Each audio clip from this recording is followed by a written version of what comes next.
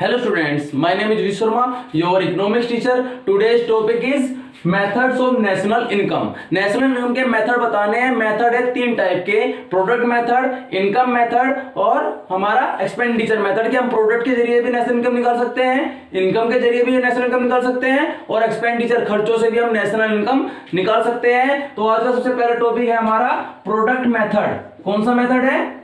Product method. तो हम product method को लेके चलेंगे कि नेशनल इनकम कैसे निकलेगी. नेशनल इनकम बोलते हैं NNPFC को, यानी कि net national product at factor cost को.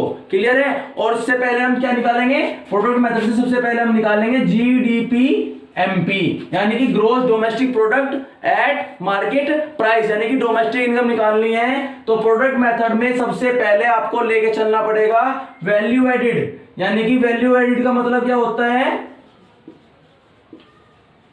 वैल्यू एडिड मेथड से निकालना है. और वैल्यू एडिड मेथड में क्या निकालना है? आपको सबसे पहली चीज चाहिए वैल्यू ऑफ आउटपुट. क्या चाहिए? Value of output.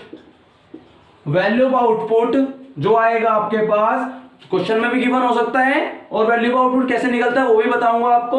Value of output में से आप माइनस करोगे intermediate consumption.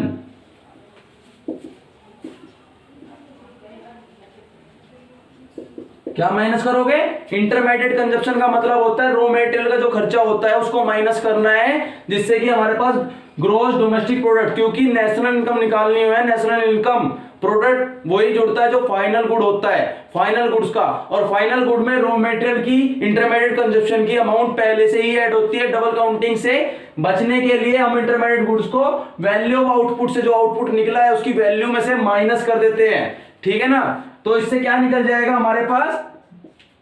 Gross value added, यानी कि GVA, ग्रोस वैल्यू एडिड निकल जाएगी, जिसको हम क्या बोलते हैं? GDP-MP, gross domestic product at market price. अब बात आती है वैल्यू ऑफ आउटपुट की. अगर वैल्यू ऑफ आउटपुट क्वेश्चन में गिवन नहीं है तो कैसे निकलेगा? वैल्यू ऑफ आउटपुट निकलेगा sales plus change in stock, कि सेल्स कितनी हुई है उसमें चेंज इन स्टॉक प्लस हो जाएगा. और चेंज इन स्टॉक कैसे निकलेगा? Closing stock minus opening stock.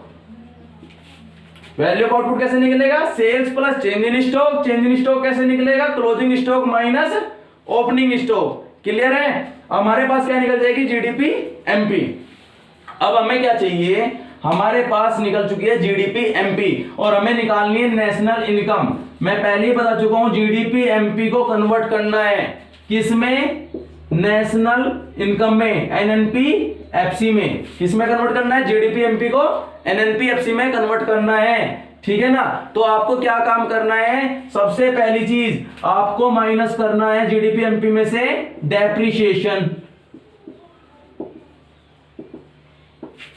यानी कि ग्रोस को नेट में कन्वर्ट करना है, इस G को इस N में कन्वर्ट करना है, तो आपको डेप्रिसिएशन माइनस करना है. सेकंड चीज आपको प्लस करनी है net factor income from abroad,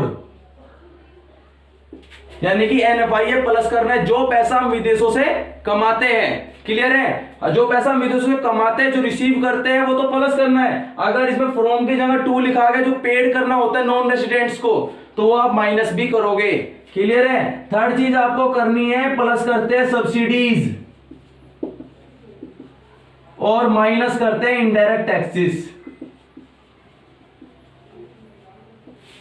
इन दोनों की जगह पे NIT यानी कि नेट इनडायरेक्ट टैक्सेस भी लिखा सकता है, यानी कि सब्सिडीज उसके अंदर इंक्लूड हो गई, तो सिर्फ माइनस करोगे तो आपके पास GDP-MP से NNPFC निकल जाएगी. क्या है GDP-MP? Gross domestic product. ये क्या है? Net national product. तो यानी कि ग्रोस को नेट में कन्वर्ट करना है तो डेप्रिसिएशन माइनस कर दिया, डोमेस्टिक को नेशनल में कन्वर्ट करना है तो NFIA विदेशों से कमाया हुआ पैसा जोड़ दिया, और मार्केट प्राइस को फैक्टर कॉस्ट में कन्वर्ट करना है तो सब्सिडी प्लस कर लेना, इनडायरेक्ट टैक्सेस माइनस कर देना. ये आपका नेशनल इनकम का प्रोडक्ट मेथड. क्लियर है? थैंक्स.